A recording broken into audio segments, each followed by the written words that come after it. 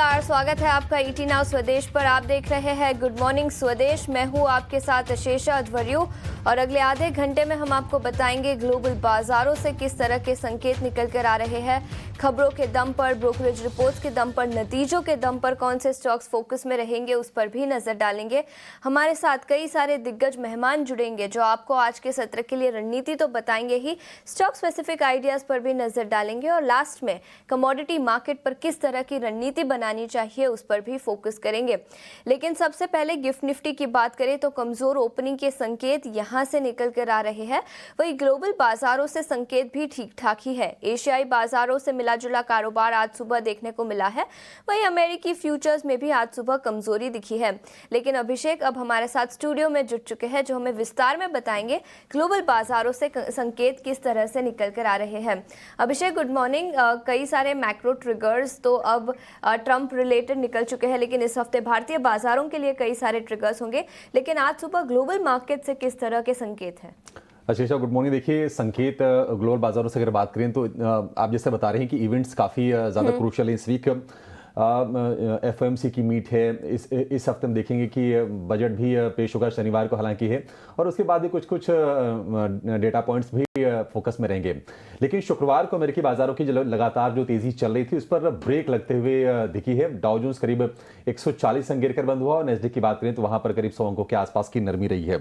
दरअसल ट्रंप के ऑफिस संभालने के बाद बाजारों में लगातार उत्साह था और उसके चलते लगातार तेजी हो रही थी, लेकिन अब तेजी पर थोड़ी सी ब्रेक लगी है। थोड़ी प्रॉफिट टेकिंग हम कह सकते हैं। इनवीडिया के शेयर में करीब 3% के आसपास की गिरावट रही है और इस हफ्ते यूएस फेड की पॉलिसी फोकस में रहेगी। इसके अलावा हम देखेंगे कि बड़ी जो आईटी कंपनीज हैं उनके नतीजे आएंगे, ये फोकस में रहेंगे। ट्रंप का एक्शन लगातार बरकरार है, मतलब कोई बड़े ऐसे सरप्राइजेस तो नहीं आए हैं, लेकिन ओवर द वीकेंड जो न्यूज़ आई है उसमें उन्होंने कोलंबिया पर टैरिफ लगाने का फैसला किया है, तो ये चीज़ें फोकस में रही है। यूएस फेड की पॉलिसी है 28 और 29 जनवरी को 29 को दरों पर फैसला आएगा और सीएमई फेड वॉच टूल के हिसाब से दरों में बदलाव नहीं होने की जो संभावना है, कोई बदलाव नहीं होने की जो संभावना है वो है 99%। तो रेट्स में कोई चेंजेस नहीं होंगे। देखते हैं कि कमेंट्री क्या निकल के आती है जेरोम पावेल की तरफ से। लेकिन अगर हम पिछले हफ्ते की बात करें तो अमेरिकी बाजारों में तेजी अच्छी रही है। करीब 2.25% डाउ जोन्स चढ़ा है और S&P 500 जिसने कि इंट्राडे हाई बनाया था गुरुवार को, और S&P 500 नैस्डैक में करीब 2% के आसपास की तेजी रही है। जापान से जो संकेत आ रहे हैं वो मिले जुले आ रहे हैं। लगातार हमने तेजी निकाई में देखी थी, यानी कि जापान के बाजार में, और आज दूसरे सत्र में नरमी है निकाई में। हालांकि 50-60 अंकों के आसपास की ही गिरावट देखने को मिल रही है। हांगकांग के बाजार, चीन के बाजार, कोरिया के बाजार में आधे से लेकर 1% के आसपास तक की तेजी है। शुक्रवार को हमने देखा था कि महंगाई के आंकड़े आए थे जापान में। इसके अलावा दरों में बढ़ोतरी की थी बैंक ऑफ जापान ने 0.25% की, और 17 साल के हाईज पर दरें वहां पर पहुंच गई थी।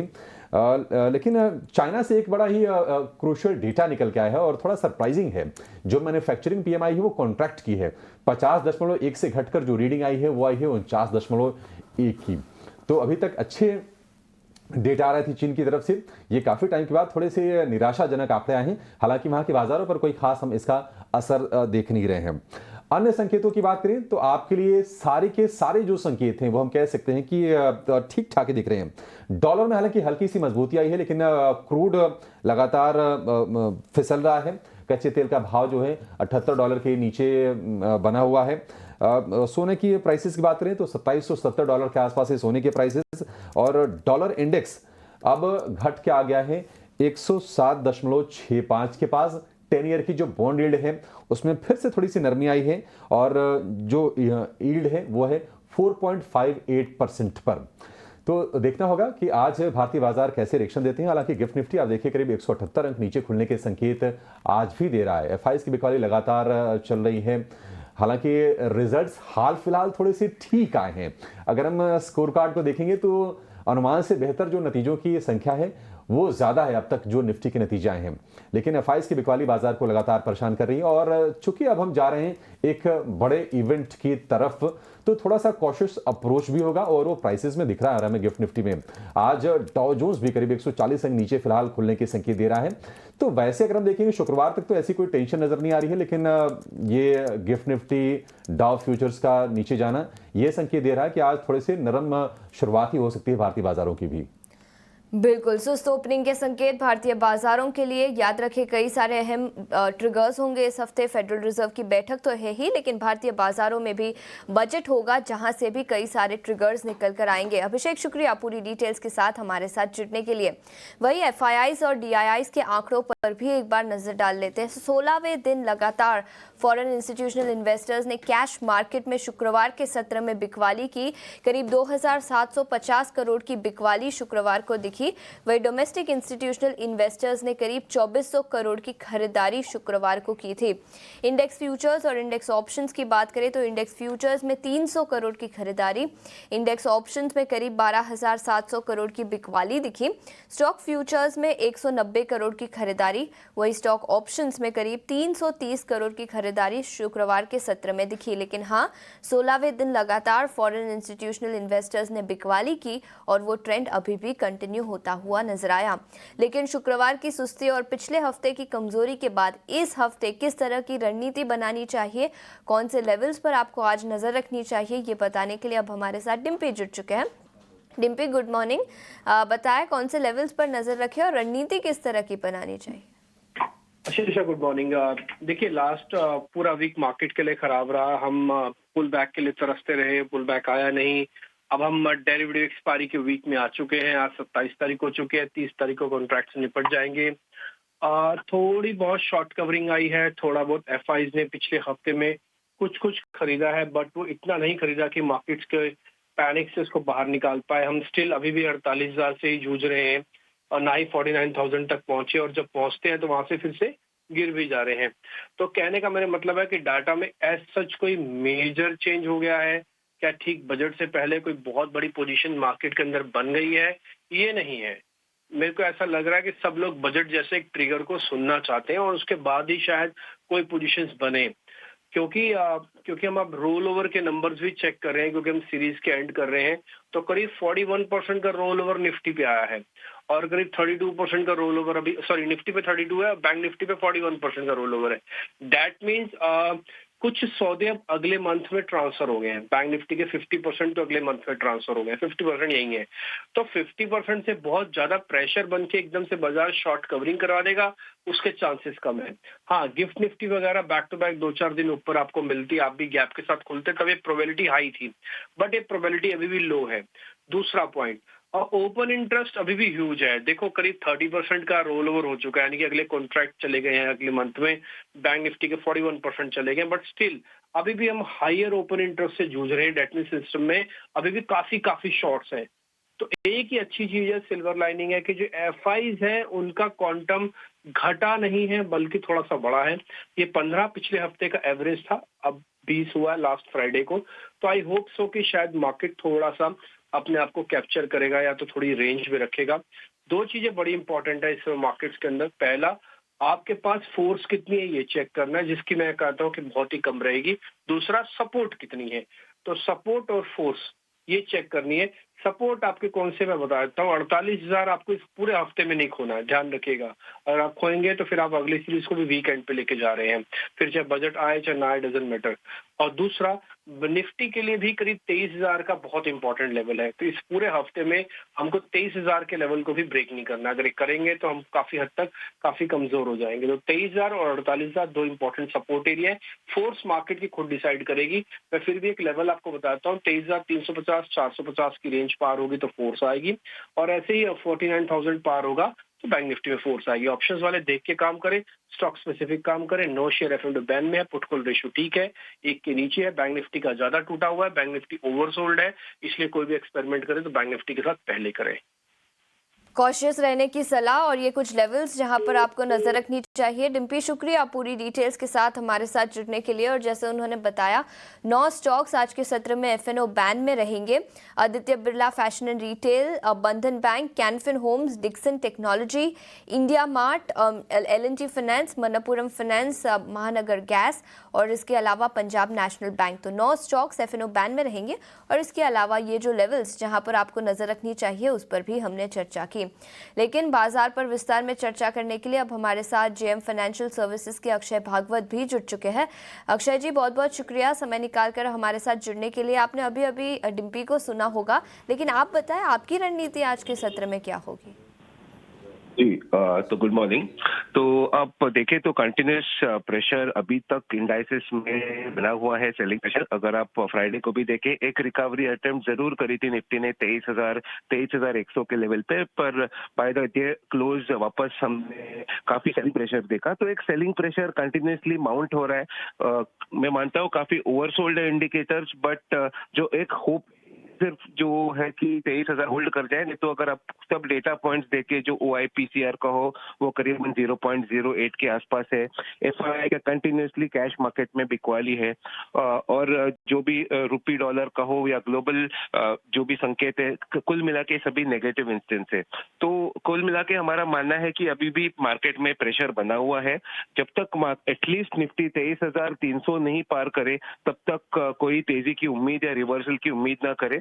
नीचे 23,000 एक ऑप्शन पुट राइटिंग का सपोर्ट है, बट इवेंचुअली एक्सपायरी वीक है तो रिस्क ज्यादा बनते हुए दिख रहा है कि अभी रिलीफ रैली रिकवरी का होप कम दिख रहा है और 23,000 शायद ब्रेक कर जाए, जिसके चलते 22,800 नीचे के लेवल निफ्टी टेस्ट कर सकता है। तो कुल मिला के एक वीक आउटलुक है अभी भी निफ्टी में।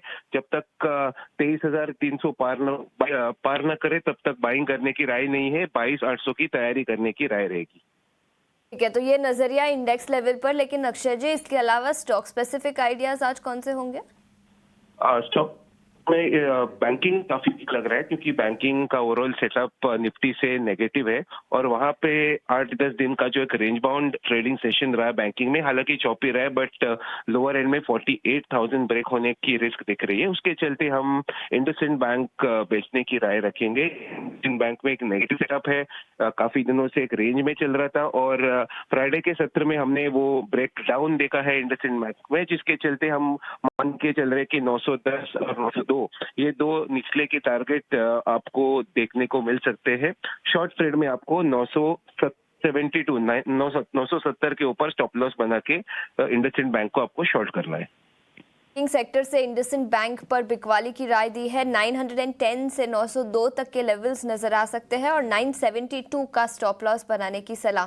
अक्षय जी, बहुत बहुत शुक्रिया समय निकालकर हमारे साथ आज सुबह जुड़ने के लिए। आगे बढ़ते हैं, कई सारे नतीजे मार्केट आवर्स के बाद आए शुक्रवार को। इसके अलावा खबरों के दम पर भी कुछ स्टॉक्स फोकस में रहेंगे। रिया अब हमारे साथ जुड़ चुकी है, जो बताएंगी कि नतीजे किस तरह के रहे और मार्केट्स किस तरह से उन्हें रिएक्ट कर सकते हैं। रिया, गुड मॉर्निंग।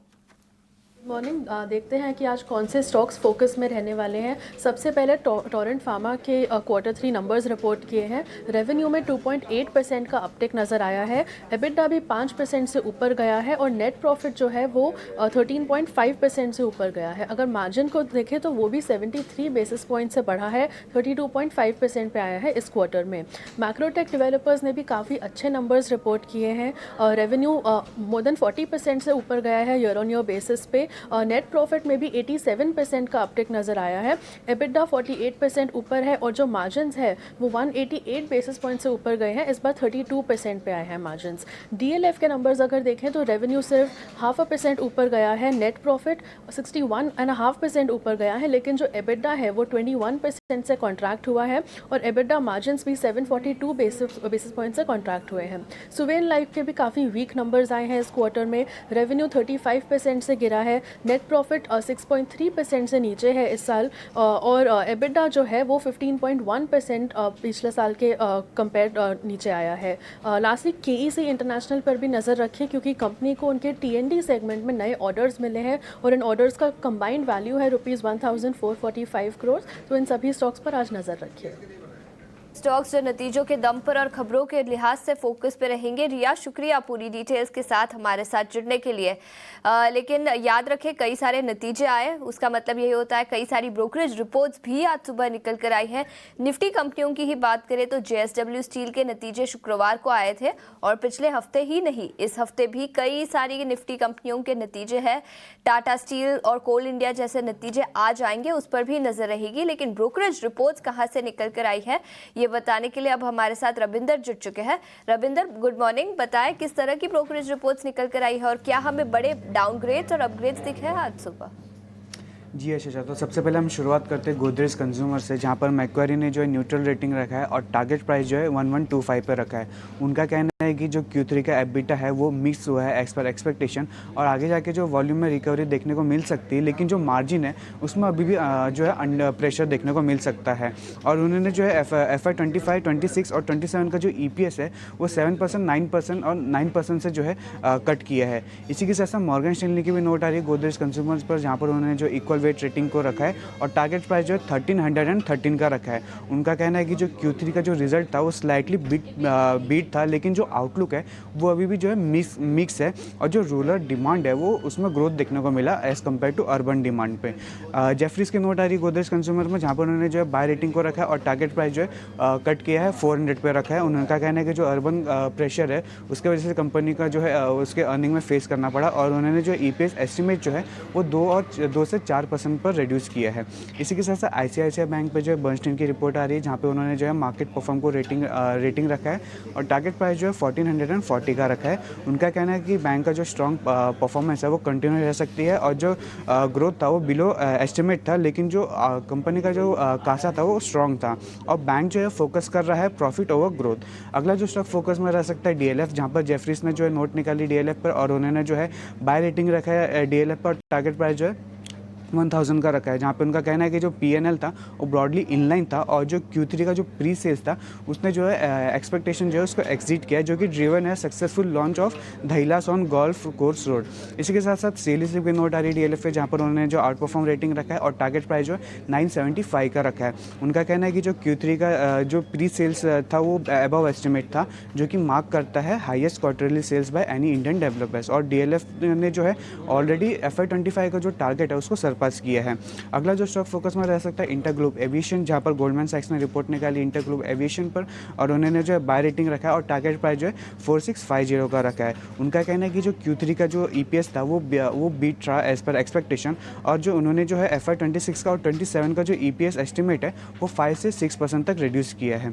अगला जो स्टॉक फोकस में रह सकता है JSW स्टील, जहाँ पर सिटी ने जो है सेल रेटिंग रखी है JSW स्टील पर और टारगेट प्राइस जो 715 पर रखी है, जहाँ पर उनका कहना है कि जो Q3 का जो एस्टिमेट था वो स्लाइटली बिलो था और जो इंडिया का सेल्स वॉल्यूम है उसमें 10% की जो है ग्रोथ देखने को मिली क्वार्टर ऑन क्वार्टर बेसिस पर और जो वैल्यूएशन है वो स्ट्रेच लग रही है। इसी के साथ मॉर्गन स्टैनली की नोट आ रही है JSW स्टील पर, जहाँ पर उन्होंने जो है ओवरवेट रेटिंग को मेंटेन रखा है और टारगेट प्राइस जो है 150 का रखा है, जहाँ पर उनका कहना है कि जो वॉल्यूम ग्रोथ है वो उसने जो है एक्सीड किया है एज पर एस्टिमेट।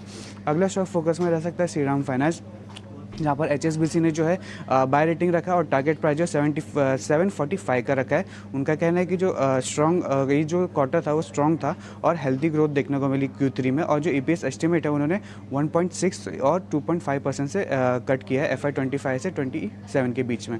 इसी के साथ साथ जेफरीज की भी नोट आ रही है श्रीराम फाइनेंस में, जहाँ पर उन्होंने जो है बाय रेटिंग रखा है और टारगेट प्राइस जो है 710 उनका कहना और उन्होंने जो है टॉप पिक पर रखा है श्रीराम फाइनेंस को और उनका कहना है कि जो AUM एक है वो होल्ड रह सकता है 17% ओवर FY 25 से 27 के बीच में और GNPA जो था वो बेटर था देन मार्केट पीएस पे। अगला और आखिरी जो स्टॉक फोकस में रह सकता है लॉरस लैब, जहाँ पर गोल्डमैन सैक्स ने जो है सेल रेटिंग रखा है और टारगेट प्राइस जो है 475 पर रखा है। उनका कहना है कि जो मार्जिन में इंप्रूवमेंट देखने को मिला प्रोडक्ट मिक्स के चलते और उन्होंने जो है FY 25 का जो EPS एस्टिमेट है वो 25% पर रेस किया। इसी के साथ साथ जेफरीज ने जो अंडर परफॉर्म रेटिंग रखा और टारगेट प्राइस जो है 480 का रखा। उनका कहना है कि जो CDMO बिजनेस था उसने जो है ग्रोथ एक्सेलरेट किया और जो लेकिन जो API सेगमेंट था वो अभी भी वीक है। Laurus labs, ICICI bank, JSW steel, कई सारे स्टॉक्स जो नतीजों के दम पर जहां पर ब्रोकरेज रिपोर्ट्स आई है वहां पर एक्शन दिखेगा। रविंदर, शुक्रिया पूरी डिटेल्स के साथ हमारे साथ जुड़ने के लिए। आगे बढ़ते हैं, कमोडिटी मार्केट पर नजर डालते हैं और कमोडिटी मार्केट पर रणनीति बताने के लिए आज हमारे साथ कुअर्जी ग्रुप के रवि दियोरा जी जुड़ चुके हैं। रवि जी, गुड मॉर्निंग और शुक्रिया समय निकालकर जुड़ने के लिए। सबसे पहले सोने और चांदी की ही बात करेंगे, क्या किस तरह की रणनीति होगी प्रेशियस मेटल मार्केट में आज सुबह? आज अक्रॉस द बास्केट सेलिंग होगा, वो मेटल हो, क्रूड हो या बुलियन हो, क्योंकि डॉलर इंडेक्स स्ट्रांग हुआ है और ट्रेड रिलेटेड अनसर्टनिटीज फिर से प्रिवेल कर रहे हैं। साथ में जो मॉर्निंग में चाइना के मैन्युफैक्चरिंग पीएमआई आए वो काफी खराब आए, मीन्स के एक्सपेंशन ऑफ एक्टिविटीज का एक्सपेक्टेशन था और contraction of manufacturing activities I. तो आई थिंक कल से चाइना एंड काफी जो एशिया के मार्केट है वो एक हफ्ते की छुट्टी में, तो आई थिंक इस हिसाब से थोड़ा रिएक्शन स्टिप है एच&पी में एंड मेटल्स में। तो आई थिंक लग रहा है कि आज वहाँ पे सोने चांदी दोनों में आपको सेल करके चलना है। सिल्वर प्रेफर्ड पिक रहेगा क्योंकि मैन्युफैक्चरिंग डेटा पे खराब आए तो यहाँ पे थोड़ा कॉन्ट्रैक्शन बढ़ सकता है। सिल्वर बेच है 90,320 90,000 के टारगेट के लिए 92,000 का स्टॉप लॉस लगा है और हायर लेवल पे गोल्ड में भी बिग वाली का ट्रेड ले, थोड़ा शॉर्ट टर्म में ट्रेड रखे। हालांकि जो गोल्ड में सेलिंग करना 80,000 के करीब क्लोज हुआ था, स्टॉप लॉस लगा 80,350 का और डाउन से 79,300 तक के लेवल इंट्राडे में आते। ये तो हुई बात सोने और चांदी को लेकर, लेकिन रवि जी इसके अलावा कच्चे तेल पर आपकी क्या राय होगी? यहाँ पे बेच के चलना है। आई थिंक जिस हिसाब से चाइना के डेटा है तो आई थिंक थोड़ा नर्वस रहेगा मार्केट आज। बेच के चले for a target price of 6300, 6490 का एक स्टॉप लॉस लगा है। जिंक, लेड, कॉपर, एल्यूमिनियम, यहाँ पर कोई रणनीति? सारे आज थोड़ा वीक रहेगा। हालांकि चाइना के फंडामेंटल पे कॉपर ज्यादा रिएक्ट करता है तो आई थिंक यहाँ पे थोड़ा फोकस नेगेटिव साइड रखे। कॉपर में बेच के चले 843 के करीब, स्टॉप लॉस लगा 848 एंड टारगेट वुड भी 828। उसके अलावा लग रहा है कि जिंक पे आज अंडर परफॉर्म कर सकता है और वैसे भी लास्ट वीक में काफी अच्छा करेक्शन था, ये एक्सटेंड हो सकता है। 270 के करीब बेच के चले, 272 के स्टॉप लॉस के साथ 264 का इंट्राडे टारगेट होगा। ठीक है, तो ये नजरिया बेस मेटल्स पर। रवि जी, बहुत बहुत शुक्रिया समय निकालकर हमारे साथ जुड़ने के लिए और कमोडिटी मार्केट पर अपनी रणनीति बनाने के लिए।